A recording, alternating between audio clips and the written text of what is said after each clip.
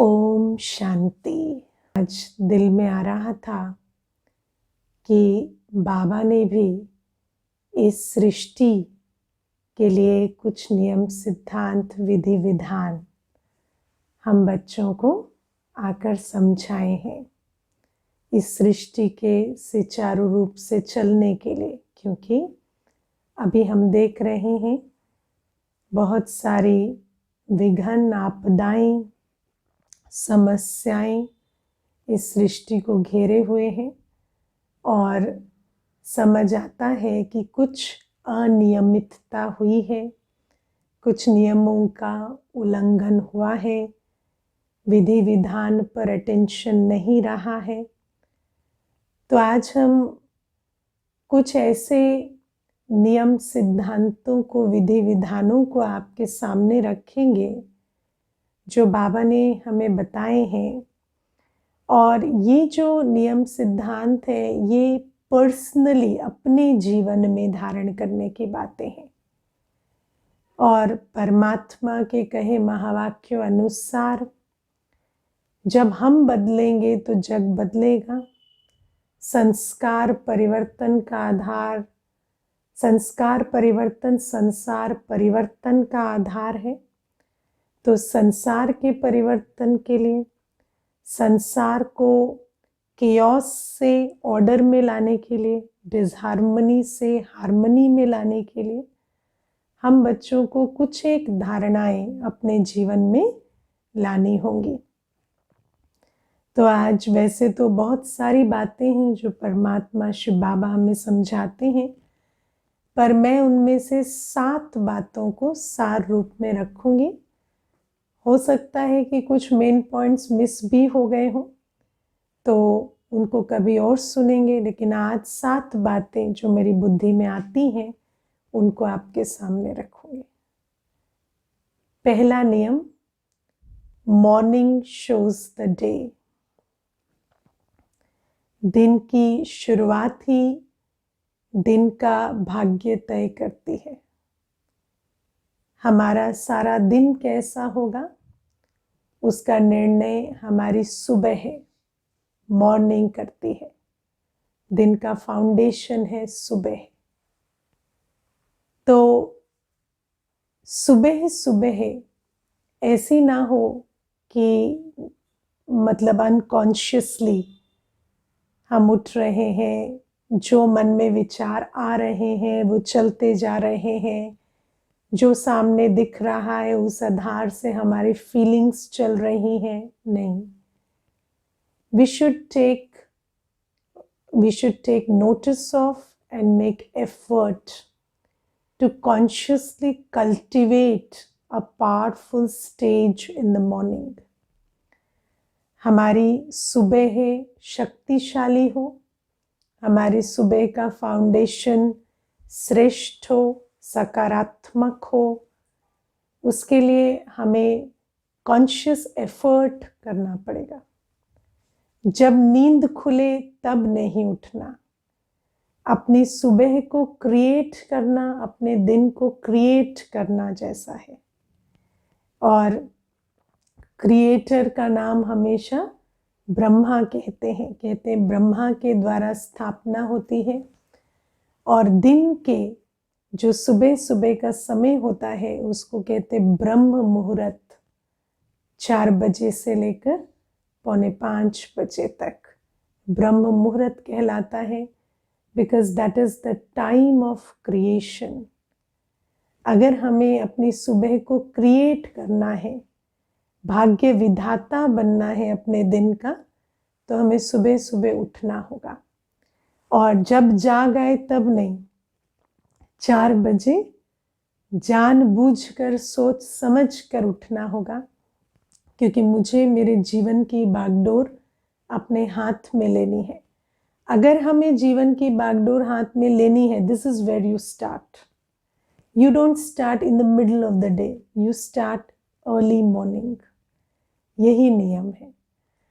और जब हम सुबह उठते हैं तो हम अपने मन की तरफ बुद्धि को मोड़ कर बैठे और मन में जो भी संकल्प आ रहे हैं उनकी जगह जो संकल्प हम रचना चाहते हैं, यहाँ संकल्प का मतलब है थॉट्स, जो थॉट्स हम क्रिएट करना चाहते हैं उनको हम क्रिएट करें।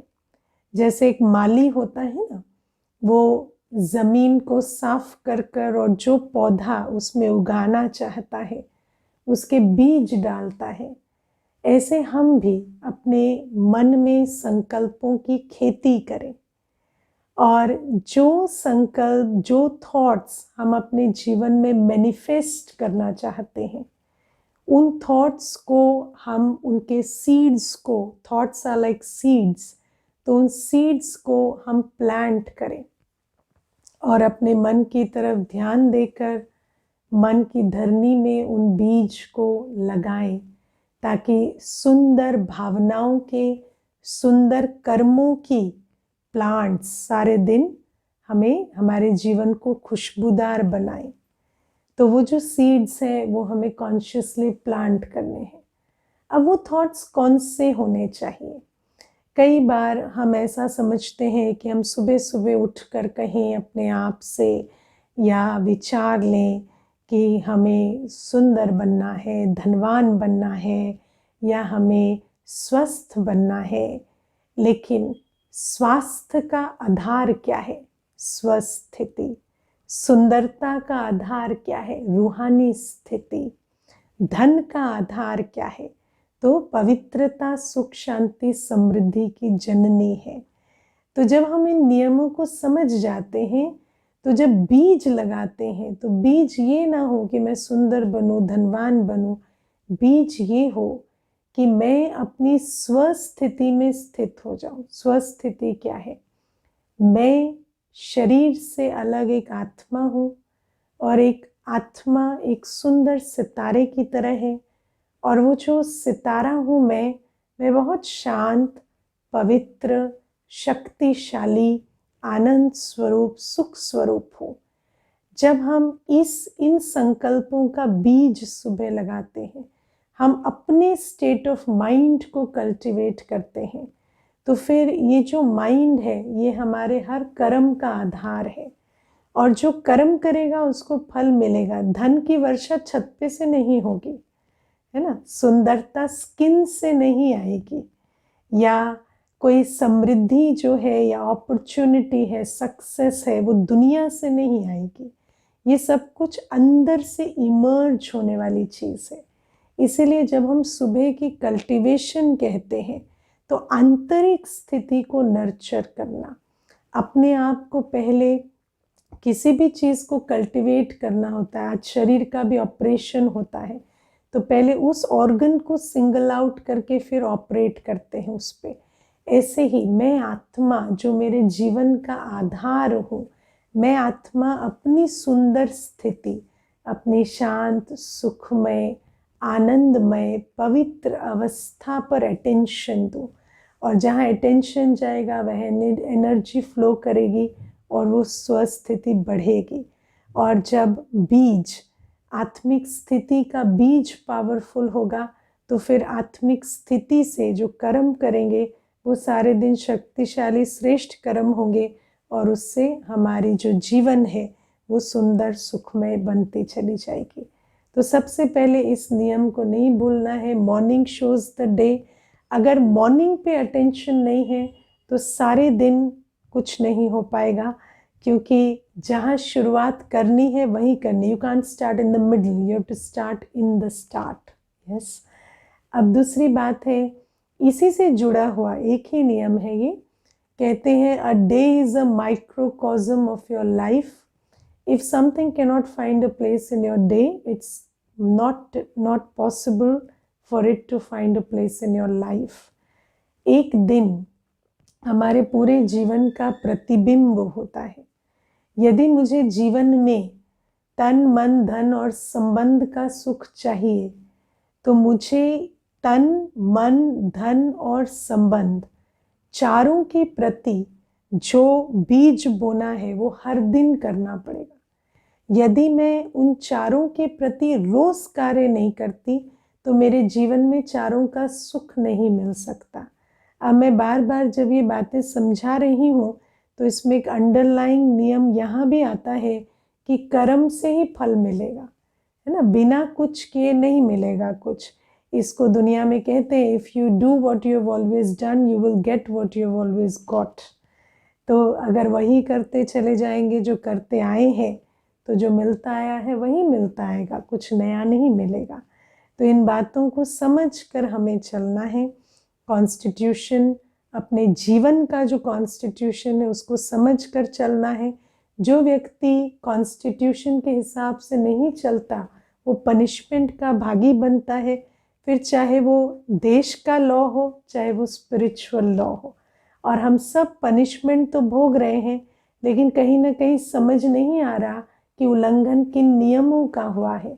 तो इसीलिए आज हम परमात्मा के द्वारा समझाए गए नियमों को समझने के लिए आए हैं। अब हम दूसरा नियम समझेंगे। पवित्रता सुख शांति की जननी है। दुनिया में हर एक व्यक्ति सुख और शांति चाहता है, लेकिन हम ये नहीं समझते कि सुख और शांति का आधार पवित्रता है। इसीलिए हम अपनी जीवन के हर अंग को पतित बनाते जा रहे हैं। इम्प्योरिटी हमारे जीवन की रग रग में अंदर तक जाती जा रही है, और फिर हम अभिलाषी बन रहे हैं सुख और शांति के। लेकिन जहाँ पवित्रता नहीं वहाँ सुख शांति नहीं आ सकती। इसीलिए सुख और शांति के लिए पवित्रता। अब पवित्रता क्या है? तो हर चीज़, जीवन का हर अंग, चाहे वो उठना बैठना खाना पीना देखना सुनना, जैसा स्वाभाविक है, जैसा आत्मा की नेचर में है वैसा करना। अब आप देखो, शरीर की नेचर है ना, मनुष्य का शरीर, जो लोग स्टडी करते हैं वो बताते हैं कि हमारी आंतें भी नॉनवेज पचाने के लिए नहीं है, लंबी लॉन्ग इंटेस्टाइन है। जो हम प्लांट्स खाते हैं, प्लांट बेस्ड फूड खाते हैं, उसको पचाने के लिए हमारी इंटेस्टाइन्स बनी है। तो जो हमारा शरीर की जो प्रकृति है उस हिसाब से हमारा भोजन हो। जैसे हमारी आँखों की प्रकृति है, जितनी मेरी आँखों की प्रकृति है वैसा और उतना देखना हम करें। आज आप देखो, हम ऐसा कंटेंट देखते हैं और इतने समय तक हम अपनी आँखों को टेलीविज़न और स्क्रीन्स के पास रखते हैं कि आँखों में, गर्दन में, बहुत सारे शरीर के अंगों में इतनी समस्याएं आने लगी हैं। तो जो हमारी प्रकृति है, हमारी ओरिजिनल नेचर है, उस हिसाब से जब हम काम करते हैं तो उसको कहेंगे पवित्र जीवन, है ना। अब आप विचार करो, जैसे अभी सुबह उठने की बात की, तो जानवर को भी अकल है कितने बजे उठना चाहिए, उनको अलार्म नहीं चाहिए। लेकिन आज मनुष्य की क्या हालत हो गई कि सुबह की जगह दोपहर में उठ रहा है, दोपहर की जगह शाम को उठ रहा है, रात को उठ रहा है।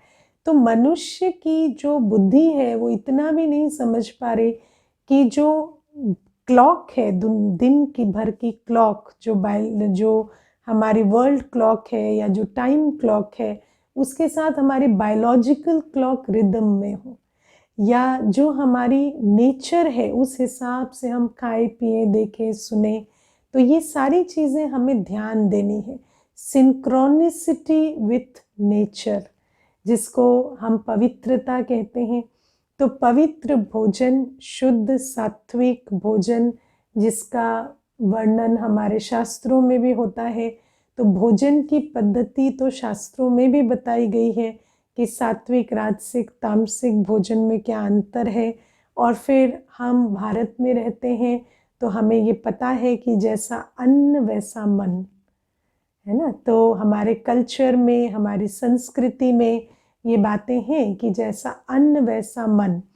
तो अगर जैसा हम भोजन खाते हैं, अगर भोजन बहुत तामसिक वायुमंडल में बना है, गुस्सा करके बनाया गया है, दुख में बनाया गया है, तो मन पर उसका असर भी वैसा ही होता है। आजकल बहुत सारी रिसर्च भी होती है जो बताती है कि जिस चेतना में भोजन बनाया गया है वो चेतना मन के भावनाओं का आधार बनती है। तो अगर कोई दुखी होकर भोजन बना रहा है, परोस रहा है, तो उसको खाने वाला भी दुख का अनुभव करेगा। तो ये भी सिद्धांत है कि पवित्रता हमारे जीवन में आए, हमारे भोजन में आए, हमारे थॉट्स में आए। एक मनुष्य को, भगवान को हम कहते हैं कि भगवान किसी का बुरा नहीं चाहता, है ना, या कल्याण की दृष्टि होती है। हम कहते हैं देवताएं देने वाले होते हैं। तो हम भी जो परमात्मा की संतान है, देवताओं की वंशावली है, हमारे संकल्पों में भी वो ओरिजिनल क्वालिटी, दातापन की झलक होनी चाहिए। हमारे अंदर भी कल्याण की भावना होनी चाहिए। तो चाहे वो भोजन की पवित्रता हो, चाहे संकल्पों की पवित्रता हो, चाहे देखने की पवित्रता हो। आज आप देखो कि हमें पता है कि क्या देखना अच्छा है, क्या देखना नहीं अच्छा है। इसीलिए तो जब हम सामूहिक परिवारों में होते थे और आजकल फ़ोन की आड़ पे छुप के कुछ भी नहीं देख पाते थे, तो हमें पता होता था कि कौन सी चीज़ें हैं जो हम सब परिवार बैठकर देख सकते हैं और कौन सी चीज़ें हैं जिनको देखने में हमें शर्म आती है। लेकिन आज क्योंकि हर एक के पास एक मोबाइल है और कोई देख नहीं रहा कि हम क्या देख रहे हैं, तो हम कुछ भी देखते चले जाते हैं। लेकिन अगर हमारा देखना अमर्यादित होगा तो देखने के आधार से हमारे संकल्प चलेंगे। जो हम देखेंगे, मन हमारी आँखों से कनेक्टेड है, जो हम देखेंगे वो मन में चलेगा और मन कर्मों का आधार है। तो जो मन में चलेगा वो कर्म में भी आएगा। तो अगर हम अमर्यादित चीज़ें देखेंगे तो फिर हमारे कर्म अमर्यादित होंगे, इसमें कोई बोलने की बात नहीं है। आज हम जिस तरह की भाषा सुन रहे हैं उसी तरह की भाषा बोल रहे हैं। आज अगर हम चारों तरफ देखें तो बोलते बोलते मनुष्य ऐसे शब्द, ऐसे फ्रेजेस यूज़ करता है जो आज से 10 साल पहले भी सोचना भी मुश्किल था कि आप माता पिता के सामने या किसी के सामने इस तरह की भाषा यूज़ करें। लेकिन आज वो सारी भाषा सामान्य हो गई, क्योंकि सुनना सामान्य हो गया तो बोलना भी सामान्य हो गया, देखना सामान्य हो गया तो करना भी सामान्य हो गया। तो ऐसे कर्म, ऐसी वाणी जो आज से पहले बड़ी निषेध लगती थी, वो आज बिल्कुल हमारे कल्चर में आम भाषा हो गई या आम कर्म हो गए। क्यों? क्योंकि हमारा देखना और सुनना ऐसा हो गया। तो हमें समझना पड़ेगा कि अगर हमें संस्कृति बदलनी है तो पहले हमें संस्कार बदलने होंगे, और करने के संस्कार तब बदलेंगे जब खाने पीने, देखने, सुनने के संस्कार बदलेंगे। संकल्पों से कर्म बनते हैं और संकल्पों का आधार ये 5 इंद्रियां हैं। तो जब तक ये 5 इंद्रियां पवित्र नहीं बनेंगी तब तक हमारे संकल्प भी शुद्ध नहीं हो सकेंगे। इसीलिए जब हम देवताओं का वर्णन करते हैं तो कहते हैं चरण कमल, हस्त कमल, नयन कमल, मुख कमल, कर्ण कमल, है ना। तो क्यों? क्योंकि उनकी 5 इंद्रियां पवित्र हैं। ये जो इंद्रियां हैं ना, आँख, कान, नाक, मुंह, त्वचा, ये इनपुट यूनिट है। जब इनपुट अच्छा होगा तो आउटपुट भी अच्छा होगा। इसीलिए आउटपुट चाहिए जीवन में, सुख शांति, तो इनपुट पवित्र तो करना पड़ेगा। तो ये दूसरा सिद्धांत है जिसको हम भूल नहीं सकते। नियमों का उल्लंघन कर कर सुख शांति नहीं मिलेगी। पवित्रता का नियम खंडन होगा तो सुख शांति का भी खंडन जरूर होगा। अब तीसरा सिद्धांत है, imagination is your preview to the future. जो हम कल्पना करते हैं, कल्पना मनुष्य आत्मा की एक शक्ति है। मनुष्य हमेशा भविष्य की संकल्पना करता है। मनुष्य के अंदर कभी ऐसा नहीं होता कि भविष्य का कोई चित्र ना हो। मनुष्य भले ही कहेगा कि मुझे इमेजिनेशन करना अच्छा नहीं लगता, लेकिन हम सारे दिन संकल्पनाएं करते हैं। चाहे वो 1 सेकंड के बाद के भविष्य की हो, चाहे वो 1 दिन के बाद के भविष्य की हो, चाहे वो 1 वर्ष के बाद हो, चाहे पूरे जीवन की बात हो, हम सारे दिन संकल्पनाएं करते हैं, कल्पनाएं करते हैं। और जो हम कल्पना करते हैं वो हमारा भविष्य का निर्माण करती है। संकल्प से सृष्टि है, जो हम संकल्प करते हैं वो हमारी सृष्टि बनती है। तो इसको हम कभी ना भूलें। और आप देखो, आज जितनी भी कल्पना है, जो हम 1 घंटे के बाद क्या होगा, कल क्या होगा, परसों क्या होगा, 1 वर्ष बाद क्या होगा, 30 वर्ष बाद क्या होगा, ये बातें जो भी हमारी बुद्धि में चलती हैं, उनका आधार क्या है? आज भय है ना। तो हम भय के अधीन होकर सारे संकल्प लेते हैं। हम सारे दिन ये सोचते हैं, ये ना हो जाए, वो ना हो जाए, ऐसा ना हो जाए, हम बीमार ना हो जाए, हमारे संबंध ना छूट जाए, कल हम कंगाल ना हो जाए, कल हमारी नौकरी ना चली जाए। जब हम ये बातें सारे दिन सोचेंगे तो आप विचार करें कि हम किस तरह के भविष्य की नींव रख रहे हैं। क्योंकि जो भी हमारे मनस पटल पर चित्र बन रहा है कल का, वैसी ही पृष्ठभूमि हम बना रहे हैं, कल की भित्ति बना रहे हैं। और वो जो भित्ति है उसमें कल वही होने वाला है जिसकी आज हम कल्पना कर रहे हैं। तो आप विचार करें कि आप भविष्य के प्रति कैसे संकल्प लेते हैं। अब कई बार व्यक्ति कहेगा कि नहीं, मैं तो अच्छा अच्छा सोचने की कोशिश करता हूँ भविष्य के लिए। लेकिन अच्छा अच्छा कब? जब हम कॉन्शियस थिंकिंग में हैं, राइट? जब हम बैठकर विचार कर रहे हैं कि मुझे ये विचार लेना है या ये विचार नहीं लेना है, जब हम कॉन्शियसली सोच रहे हैं, तब तो हो सकता है कि हम कल के लिए अच्छा अच्छा सोच रहे हैं। लेकिन ये जो सिद्धांत है कि इमेजिनेशन जो अभी कर रहे हैं ये कल का फ्यूचर बना रहा है, ये सिद्धांत तो तब भी काम कर रहा है जब हम कॉन्शियसली कुछ नहीं सोच रहे। और अनकॉन्शियस थिंकिंग, सबकॉन्शियस थिंकिंग तो सारे दिन चलती रहती है। और जैसा हमारा बिलीफ सिस्टम है ना, क्योंकि हर आत्मा का अपना बिलीफ सिस्टम है अबाउट द फ्यूचर, तो जैसा हमारा बिलीफ सिस्टम है वैसे हमारी थिंकिंग चलती ही रहती है। जब हम कॉन्शियस नहीं भी हैं तब भी हमारी उस आधार से, बिलीफ सिस्टम के आधार से थॉट चलते रहते हैं। इसीलिए पहले अपने आप से हमें पूछना है, do I believe in a golden future? है ना। आज आप विचार करो, आप किसी भी राह चलते व्यक्ति को रोक कर पूछें कि आपको क्या लगता है कलयुग के बाद क्या आएगा, तो झट उसके मुख से निकलेगा सतयुग। निकलेगा कि नहीं? आप अपने आप से पूछें।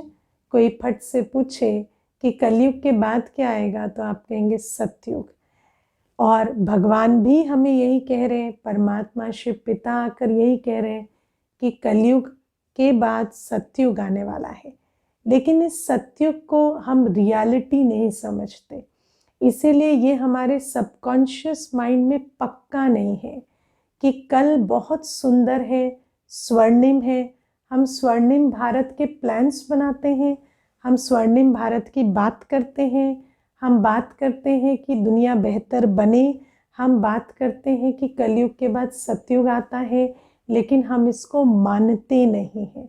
We talk about it, we don't live by it. It is not a part of our core belief system. तो जितना जितना हम इस नियम को समझते जाएंगे कि जैसे रात के बाद दिन निश्चित है, ऐसे कलयुग के बाद सतयुग आना निश्चित है। और मैं एक आत्मा हूँ, मुझे इस कलयुग की रात को पार कर कर सतयुग जाना है। तो कल का कभी भी प्रश्न आए कि कल क्या होगा, तो मेरे दिल से आवाज़ आनी चाहिए कि कल जो भी होगा परमात्मा मेरे साथ है, और कल परमात्मा मुझे स्वर्णिम भारत की ओर लेकर जा रहे हैं, और कल हमारा बेहद स्वर्णिम और सुंदर है। जब हमारे अंदर डीपली इनसाइड ये बात बैठ जाए, तब हमारे सबकॉन्शियस, अनकॉन्शियस थिंकिंग में भी जो अंदर अंदर थॉट चलते हैं ना, उसके अंदर भी ये बात रहेगी कि कल हमारा बहुत सुंदर है।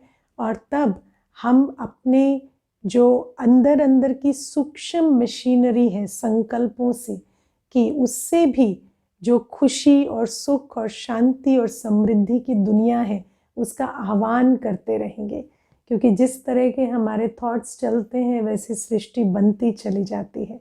तो ना सिर्फ हम उस सृष्टि के लिए तैयार होंगे, पर उस सृष्टि के क्रिएटर भी बन जाएंगे अगर हमारा कोर बिलीफ सिस्टम बदल कर ये बने कि मैं एक अविनाशी आत्मा हूँ और मुझ अविनाशी आत्मा की इस कलयुगी यात्रा के बाद सतयुग का प्रारंभ होने वाला है।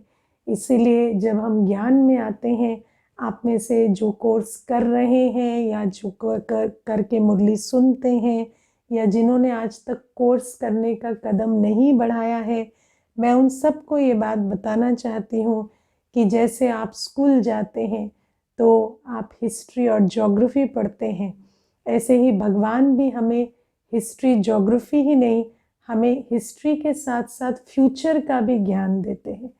क्योंकि फ्यूचर का ज्ञान भले ही हम किताबों में नहीं पढ़ते, लेकिन सारे दिन आप देखो सारी दुनिया क्या कर रही है, ट्रेंड्स बता रही है, प्रेडिक्शंस कर रही है, कल ये होगा, कल कोविड का काउंट इतना हो जाएगा, कल ये समस्या भी आ सकती है, वो समस्या भी आ सकती है। तो जब तक हमें फ्यूचर का सत्य ना बताया जाए, तब तक ये जो शोर है जो चारों तरफ से आ रहा है, जहाँ भविष्य के ट्रेंड्स के बारे में, प्रेडिक्शंस के बारे में सारे दिन बातें होती हैं, उसके आधार से हमारी कल्पना शक्ति काम करती रहती है और जो हम सोच रहे हैं वो होता चला जा रहा है। इसीलिए हम अपने मित्र की जगह अपना शत्रु बनकर वो जो भविष्य है, जो ब्लीक है, डार्क है, जिसमें अनसर्टेनिटी है, दुख है, चिंता की बातें हैं, उस भविष्य को हम इनवाइट करते जा रहे हैं, क्योंकि वही इन्फॉर्मेशन हम अपने अंदर डाल रहे हैं। और बाबा परमात्मा हमें स्वर्णिम भविष्य के प्रति सचेत कर रहे हैं, जागरूक कर रहे हैं, हमें बधाई दे रहे हैं कि बहुत सुंदर स्वर्णिम भविष्य हमारा इंतज़ार कर रहा है। तो यदि हम परमात्मा के महावाक्य रोज़ सुनेंगे तो हमारी मन चित्त में ये बात बैठेगी, ये चित्र बैठेगा स्वर्णिम भारत का, वो खुशी इमर्ज होगी कि कल हम देवता बनने वाले हैं, स्वर्णिम भारत में जाने वाले हैं। और उस आधार से ना सिर्फ हम आज खुशी का अनुभव करेंगे, पर कल की उस सृष्टि को बनाने में हमारी संकल्प शक्ति योगदान भी देने लगेगी। तो ये है तीसरा नियम। और चौथा नियम है, हम जिसे याद करते हैं हम उसके जैसे बनते हैं। हम जिसे भी याद करते हैं हम उसके जैसे बनते जाते हैं। अब आप देखो, याद, मनुष्य चलना, बोलना, उठना, खाना पीना सीखता है। कभी कभी हम क्लासेस में कहते हैं कि सब कुछ सिखाया दुनिया ने, सोचना नहीं सिखाया। सोचना भी सीख जाएंगे, लेकिन बाबा हमें, परमात्मा हमें एक बहुत महत्वपूर्ण अंग की तरफ ध्यान खिंचवाते हैं, याद। जब हम सचमुच कॉन्शियसली बैठकर किसी बारे में सोच भी नहीं रहे होते, तब भी याद एक ऐसी चीज़ है, याद एक ऐसी शक्ति है जो हमेशा चलती रहती है। मन किसी न किसी को याद करता ही रहता है। बुद्धि में किसी न किसी वस्तु, किसी न किसी व्यक्ति, किसी न किसी परिस्थिति का चित्र हमेशा बैठा होता है। और जिस चीज़ का चित्र हमारी बुद्धि में बैठा होता है, उसका अनुभव हमारा मन करता रहता है। चाहे हम अतीत की किसी बात को याद करें, चाहे भविष्य की किसी बात को याद करें, ये जो याद है ये एक निरंतर प्रक्रिया है। मैं नहीं समझती कि हम कुछ भी कर रहे होते हैं तो कभी याद से खाली होते हैं। कभी कभी हम जो काम कर रहे हैं उसकी याद में होते हैं, लेकिन ज़्यादातर हम चाहे 1 सेकंड पहले की बात की याद में हो, चाहे 1 सेकंड बाद होने वाली बात की याद में हो, कुछ ना कुछ याद हमारे अंदर चलती ही रहती है। और ये याद इतनी सूक्ष्म है और इतनी कंटिन्यूअस है कि ये निरंतर चलती भी चली जाती है। और जो नियम बताए ना, जिसको याद करते हैं उसके समान बनते भी जाते हैं। अब छोटी सी बात है कि याद का आधार कुछ भी हो सकता है। याद का आधार राग भी हो सकता है, याद का आधार द्वेष भी हो सकता है। कभी कभी जिससे बहुत अटैचमेंट होता है उसको बहुत याद करते हैं, कभी कभी जिससे थोड़ा अंदर मनमुटाव होता है उसको भी बहुत याद करते हैं। और आजकल अगर पूछूं ज़्यादा किसको याद करते हैं, तो सबको मालूम है कि जिनसे टक्कर में आ रहे होते हैं, जिनके साथ बनती नहीं है, जिनके साथ मनमुटाव है, उनको बहुत याद करते हैं। और आप विचार करो कि जो मनमुटाव है जिसके साथ, जो हमें अच्छे नहीं लगते, उनको याद करेंगे और सिद्धांत के अनुसार उनके जैसे बन जाएंगे, तो फिर खुद को अच्छे लगेंगे? नहीं लगेंगे। क्योंकि जब वो हमें अच्छे नहीं लगते और हम उनकी याद में रहें तो और उनके जैसा बन जाएं, तो हम खुद को भी अच्छे नहीं लगेंगे। और यही होता चला आ रहा है। या आप विचार करो कि जिनसे लगाव है, जिनसे बहुत अटैचमेंट है, उनको याद कर रहे हैं, लेकिन वो जो आत्मा है जिससे मेरा अटैचमेंट है, वो किसी दुख में है, कष्ट में है, वो किसी विघ्न से गुजर रहे हैं। तो जब हम उनको भी याद करते हैं तो उनका दुख, उनका कष्ट, उनके जीवन का विघ्न मेरा दुख, मेरा कष्ट और मेरे जीवन के विघ्न बनते चले जाते हैं। उनकी कर्म कहानी मेरी कर्म कहानी के साथ जुड़ती जाती है, क्योंकि मैं उनको याद करने का कर्म कर रही हूँ। तो इन बातों को बहुत अच्छे से समझ कर चलना है। मैं आपको एक एग्जाम्पल इसमें सुनाती हूँ। एक बार मेरी एक फ्रेंड थी, तो उसकी जो उसके संबंध में एक आत्मा थी जो बहुत कंजूस थी, और वो हर एक एक पैसा खर्च करते समय बहुत संकल्प चलाती, और हर बात में ऐसा अनुभव होता जैसे संबंध से बड़ा पैसा है। और उसके साथ जब वो रहती तो उसको बहुत इरिटेशन होती कि ये आत्मा मुझे वैल्यू नहीं देती है, पैसे को वैल्यू देती है, इनके लिए धन ही सब कुछ है।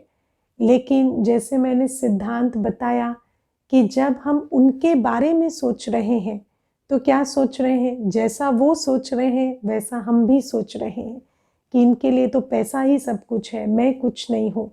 तो धीरे धीरे उनके साथ रहते रहते वो भी उनको रिवेंज लेने के लिए उनको ना सोचकर पैसे को देखने लगी, और जैसे जैसा वो देखने लगी वो उनका संस्कार बन गया। और कुछ दिनों के बाद हमने देखा कि इंटरेक्शंस में जब वो आती तो वो भी, जैसे वो संबंधी जो थे उनके, वो हर बात में संबंध नहीं पैसा देखते, इन्होंने भी वही करना शुरू कर दिया। क्यों?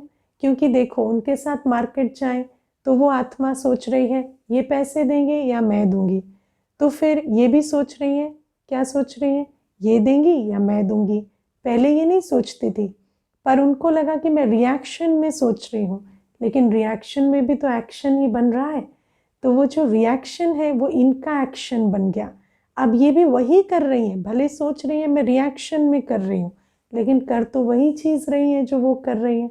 और जब ये बार बार ये चीज़ करेंगी तो ये इनकी आदत बन जाएगी, इनका संस्कार बन जाएगा।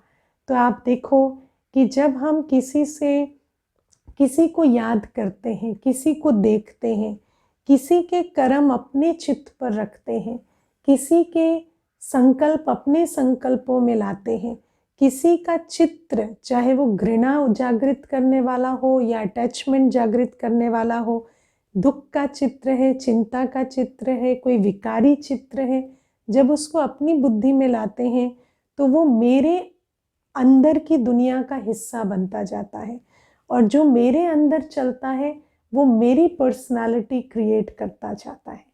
तो ये जो सिद्धांत है इसको हमें बहुत ध्यान में रखना है कि जिसको हम याद करते हैं हम उसके जैसे बनते जाते हैं। इसीलिए अटैचमेंट वश भी अगर कोई आत्मा भले ही हमारे बहुत निकट है, उनके साथ हमारा बहुत लगाव है, लेकिन हमें उनकी स्थिति को बदलना है, ना कि अपने अटैचमेंट में अपने कर्मों को खराब करते हुए उनकी कर्म कहानी से अपनी कर्म कहानी को जोड़कर उनके साथ खुद भी नीचे गिर जाना है। तो ये समझदारी का काम करना है। इसीलिए फिर याद किसे करें? तो परमात्मा हमें कहते हैं कि तुम हर काम करते, हर आत्मा के साथ रहते, क्योंकि आज जो हर आत्मा है वो कहीं ना कहीं उलझन में है, परेशानी में है, दुख में है, कष्ट में है, या कोई ना कोई विकारों से पीड़ित है, कोई ना कोई बुराइयां हैं, अवगुण है। तो उनको याद करेंगे तो हमारी गिरती कला होगी, हम नीचे की तरफ ही जाएंगे, हमारी उन्नति नहीं होगी। इसलिए परमात्मा हमें कहते हैं तुम रहो सबके साथ, उठो बैठो, जीवन की दिनचर्या चलाओ, लेकिन सब कुछ करते, सबके बीच रहते, याद किससे करो? परमात्मा को। लेकिन परमात्मा को याद करने के लिए परमात्मा का चित्र और चरित्र अपने दिल में धारण कर सुखमय स्थिति के अनुभव में जीवन व्यतीत करने के लिए हमें परमात्मा का संपूर्ण परिचय चाहिए और परमात्मा से संबंध का अनुभव चाहिए। क्योंकि परिचय और संबंध ये दो आधार हैं जिससे किसी की भी याद रहती है। तो जिन्हों को भी ये जो याद के नियम से, है ना, याद से प्राप्ति का रास्ता अपनाना है, परमात्मा याद से सुखमय जीवन बनानी है, उनकी यही चेष्टा होती है कि हम परमात्मा को समझें और परमात्मा के साथ निकट संबंध का अनुभव करें।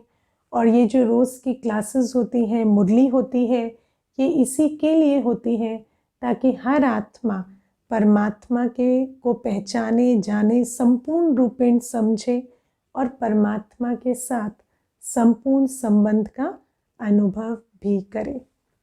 ठीक है, तो ये है हमारा चौथा नियम, राइट। पांचवा नियम हमारा है कि जो भी हम वेस्ट करते हैं उसका वेट चढ़ता है। वेस्ट का वेट बनता है। अब वेस्ट किसका और वेट किसका, इसको समझेंगे। वेस्ट और वेट कनेक्टेड है। वेस्टेज ऑफ रिसोर्सेस और वेट ऑफ कार्मिक डेट। कर्म बंधन का बोझ चढ़ता जाता है जब रिसोर्सेस वेस्ट होते हैं।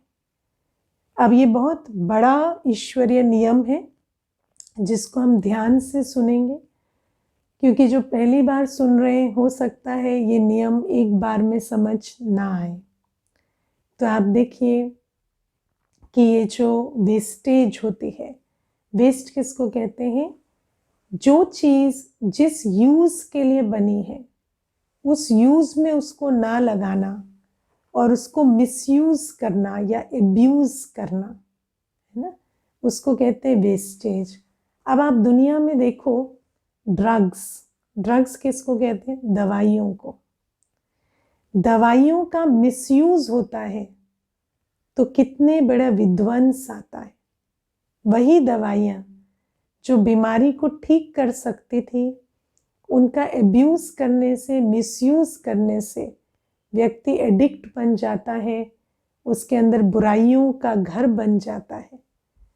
तो ऐसे ही दुनिया में हर चीज़ जब मिसयूज़ होती है तो उसका कर्म, वो जो कर्म है ना मिसयूज़ का, एब्यूज़ का, वो अच्छा कर्म नहीं है। उस कर्म के बहुत सारे ग्रेव और डार्क कॉन्सिक्वेंसेस होते हैं। अब हम कहेंगे कौन से रिसोर्सेज हैं? तो हर व्यक्ति के पास, हर आत्मा के पास तन, मन, धन, समय, श्वास, संबंध, वचन, कर्म है। तन में भी 5 इंद्रियां हैं, एनर्जी है, सब कुछ है। और हमें परमात्मा से अच्छी तरह से समझना होता है कि ये तन मुझे क्यों मिला है, इस तन का पर्पस क्या है। क्या ये तन मुझे इंद्रिय भोगवाद के लिए मिला है, या ये तन मुझे अनेकों को सुख देने का कार्य करने के लिए, सेवा करने के लिए मिला है। ये मन मुझे कौन से थॉट्स क्रिएट करने के लिए मिला है। आज आप किसी से भी पूछें तो वो किससे परेशान है?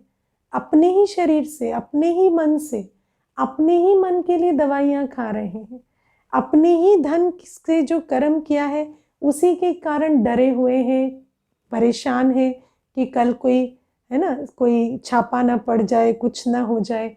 अपने ही संबंध जो है वो स्ट्रेस का कारण बने हुए हैं। खुद ही जो बोला है वही बात उनके अगेंस्ट काम कर रही है। तो ऐसा नहीं है कि कोई और हमारे जीवन में विघन ला रहा है। हमारे जीवन का विघन हमारे अपनों से ही है। अपना तन, अपना मन, अपना धन, अपना संबंध, अपनी वाणी, है ना, अपना समय, जो जिस समय को यूज करके हमने कुछ क्रिएट किया वही समय आज हमें दिन दिखला रहा है। तो ये क्यों हो रहा है? क्योंकि हम कर्म की गति की समझ नहीं रख रहे कि ये सब कुछ मुझे क्यों मिला है।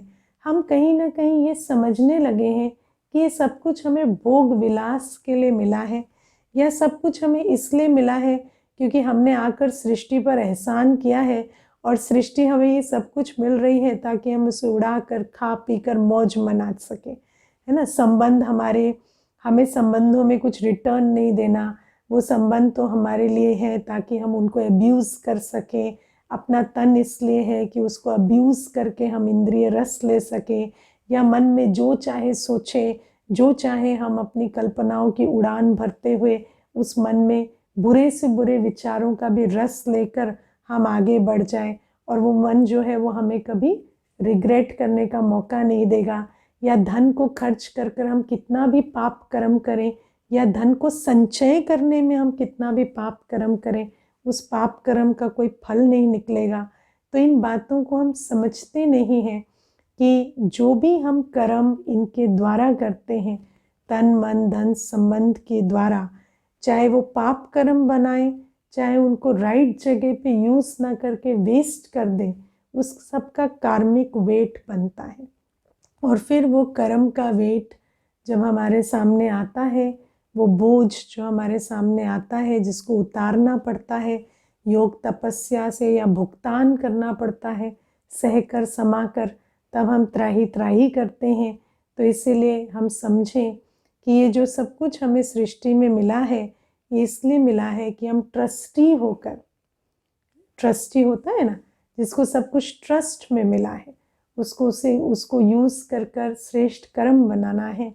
तो ऐसे ट्रस्टी होकर हम अपने तन मन धन समय श्वास संबंध वचन और कर्म की शक्ति को यूज़ कर एक बेहतर दुनिया बनाए, एक बेहतर स्थिति बनाए अपनी। इसके लिए हमें मिला है, इस बात को हमें समझकर चलना होगा। और आप समझते हैं छठा नियम। छठा नियम है दुख देना और दुख लेना दोनों पाप है। दुख देना तो पाप है ही है, दुख लेना भी पाप है।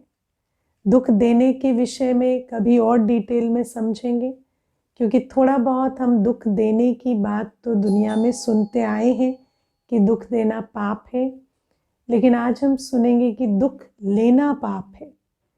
क्योंकि हम ये तो समझते हैं कि हमें किसी को दुख नहीं देना है, हमें किसी को क्रोध नहीं करना, हमें किसी को अपशब्द नहीं बोलने, लेकिन हम अपने प्रति ये जिम्मेवारी भूल जाते हैं कि अगर कोई मुझे दुख देने का कोई कर्म कर रहा है, अपशब्द कह रहा है, तो मेरे पास वो शक्ति भी है, वो चॉइस भी है, और मेरी स्वयं प्रति ये रिस्पॉन्सिबिलिटी भी है कि मैं वो दुख ना लूं। जो चीज़ हम किसी दूसरे को नहीं देते, हमें लगता है कि ये देना अच्छा नहीं है, वो हम अपने प्रति स्वीकार कर लें, इतनी भी बुद्धिहीनता नहीं होनी चाहिए।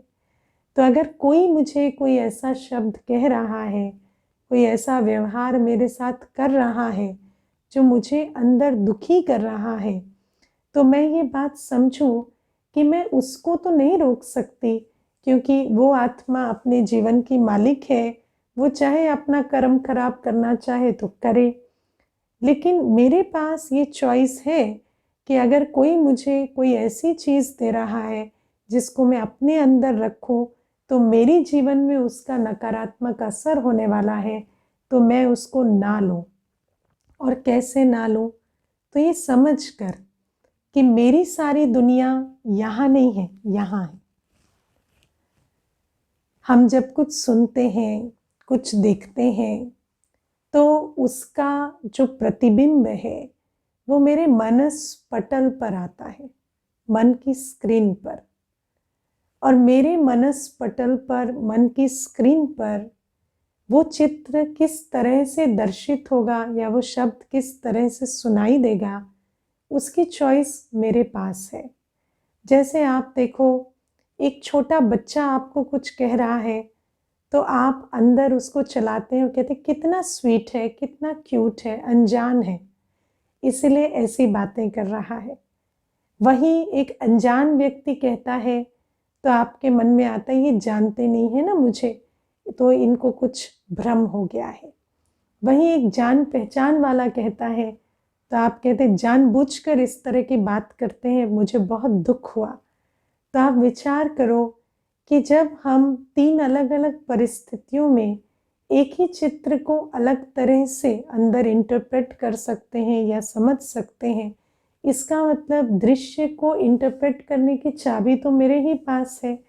लेकिन कहीं न कहीं मेरी अंडरस्टैंडिंग में ये है कि जब कोई अपना जिनको हम जानते हैं, वो हमें कुछ अपशब्द कहता है, तो मुझे दुःख लेना चाहिए और मैंने वो अलाउ किया हुआ है अपने आप को। तो वो जो परमिशन है वो नॉट ग्रांटेड कर दीजिए आज से। क्योंकि सबसे बड़ी बात है, मनुष्य आत्मा जब भी कोई अपशब्द कहती है या कोई ऐसा कर्म करती है, तो वो समझ आता है कि उस समय वो नासमझी में है या वो अपने आप को नहीं पहचान कर उस समय काम कर रहे हैं। क्योंकि मान लो मेरे से भी कोई गलती हुई है, तो भी उस बात को शालीनता से रखना, अच्छे से रखना, ये भी एक मनुष्य आत्मा की अपनी डिग्निटी की बात है। अगर कोई मुझे मेरी गलती पर भी अच्छी तरह से नहीं बता पा रहा, उनका जो शब्दों का यूज़ है या कर्मों का तरीका है वो ठीक नहीं है, तो इसका मतलब उनके अंदर कुछ समझ की कमी है। और जिसमें समझ की कमी होती है उनके साथ कंपैशन रखा जाता है, उनसे एक्सपेक्टेशन नहीं रखी जाती है ना। तो इसीलिए जब हम इस छोटी सी प्रोग्रामिंग को अपने अंदर डाल देंगे कि कोई भी आत्मा जब क्रोध के अधीन, क्रिटिसिज्म के अधीन, जेलसी के अधीन इस तरह का कोई शब्द बोल रही है या कर्म कर रही है, तो मुझे समझना है कि इस समय ये आत्मा समझदार की तरह काम नहीं कर रही और मुझे इनकी समझ में अपनी स्थिति को नहीं उलझाना है, मुझे न्यारा रहना है। तो ये भी दुख लेने के पाप से हम बच जाएं। क्योंकि आज आप देखो, जब एक व्यक्ति मानसिक रोग का शिकार हो जाता है और डॉक्टर के पास जाता है, तो डॉक्टर उसकी सारी हिस्ट्री पूछते हैं और इस हिस्ट्री में यही देखते हैं कि कहाँ-कहाँ इन्होंने जीवन में दुख लिया, उठाया और अपने अंदर रख लिया, और जिसके कारण आज वो दुख नासूर बनकर उस आत्मा को तकलीफ दे रहा है। और सिद्धांत ये कहता है जो पाप नहीं करता वो दुख नहीं पाता। तो अगर पाप सिर्फ कहने वाले ने किया है तो दुख वो पाते ना, लेकिन हमने भी वो जो उन्होंने कहा उसको लेने का पाप किया है। हमने भी उस समय समझदारी नहीं रखी कि जो गलत बातें कर रहा है उसकी स्थिति ठीक नहीं है, ये समझकर रहमदिली को इमर्ज नहीं किया, बात को लेट गो नहीं किया। इसीलिए वो पाप जो हमने किया, उस पाप के रिस्पॉन्स में उसका दुख आज हम भोग रहे हैं। और इस पाप से हम अपने आप को बचाएं। और अब अंतिम नियम आज समझेंगे। अंतिम तो नहीं है, क्योंकि अगर हम ये ईश्वरीय यात्रा करें तो हमें समझ आएगा कि बाबा हमें रोज़ ही नए नए कई सिद्धांत समझाते हैं। लेकिन आज के लिए अंतिम नियम है, मेरा भाग्य मेरे कर्मों से बनता है। इसीलिए अगर किसी को भी अपने भविष्य, अपने भाग्य के प्रति भय लगता है, कल क्या होगा लगता है, तो उसको अपने कर्मों पर अटेंशन देना चाहिए। एक बात हम आज समझ लें, हमारे कर्म ही हमारा भाग्य बनाते हैं। कोई दूसरा, भगवान यहाँ तक कहते हैं मैं खुद भी तुम्हारे किए हुए कर्मों से ना तुम्हें छुड़ा सकता हूँ और ना ही जो तुमने श्रेष्ठ कर्म किए हैं उसके फल से तुम्हें वंचित कर सकता हूँ। कोई मनुष्य, प्रकृति, किसी में भी इतनी ताकत नहीं कि आपने जो भाग्य अपने श्रेष्ठ कर्मों से बनाया है उससे आपको वंचित कर दे। चाहे सारी दुनिया एक तरफ कलेक्टिव कर्मा के कारण रहे, लेकिन अगर आपने अपना इंडिविजुअल कर्म भी ठीक रखा है ना, तो उस भाग्य को सारी दुनिया मिलकर भी आपसे नहीं छीन सकती। इसीलिए हम दुनिया की परिस्थितियों को अपने कर्मों को ठीक ना करने की वजह ना बनाएं, क्योंकि दुनिया की परिस्थितियों के ऊपर भी विजय पाने का एकमात्र अस्त्र है, वो है हमारे अपने निजी इंडिविजुअल कर्मों से हम जो अपना पर्सनल भाग्य तय करते हैं। और इस बात को हमें समझ कर चलना है। हम दुनिया में ऐसी बहुत सारी घटनाएं देखते हैं, सुनते हैं, जहाँ सामूहिक लॉस हुआ, आपदाएं आई, विघ्न आए, बहुत कुछ हुआ, बहुत सारा उसमें नुकसान हुआ, लेकिन कोई एक आत्मा है जो उस नुकसान से सिर्फ बची ही नहीं, लेकिन उस नुकसान से बिना हर्ट हुए प्रेरणा लेकर अनेक आत्माओं के लिए आशा का दीपक जगाते हैं। कई ऐसे होते हैं, हमने देखा, जिनके हाथ पांव टूट गए, काम नहीं कर रहे, लेकिन वो व्हीलचेयर पर बैठकर भी मोटिवेशन देकर अनेक आत्माओं को आगे जीने की राह दिखाते हैं। तो ये क्या है?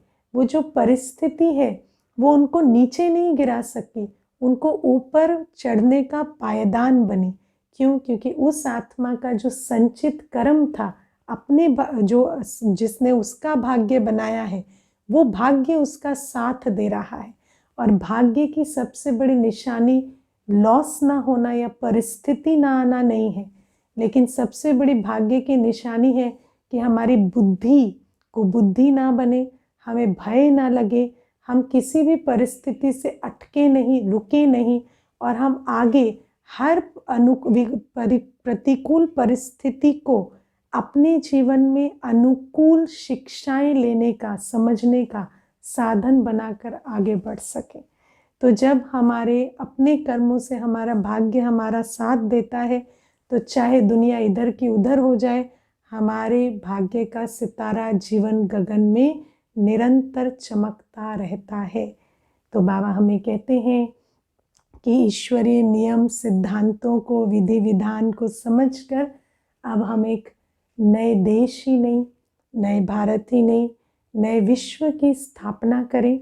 और आज मेरा ये आग्रह है कि हर एक इन बातों को अपने जीवन में लाएं, और जब हम अगले वर्ष मिलें तो हम ऐसे मिलें कि हमें और क्लास करने की ज़रूरत ना पड़े। फिर हम एक नई सृष्टि में, एक नए स्वर्णिम संसार की भित्ति बनाकर उसी में प्रवेश कर सुखमय संसार का आनंद ले सकें। ओम शांति।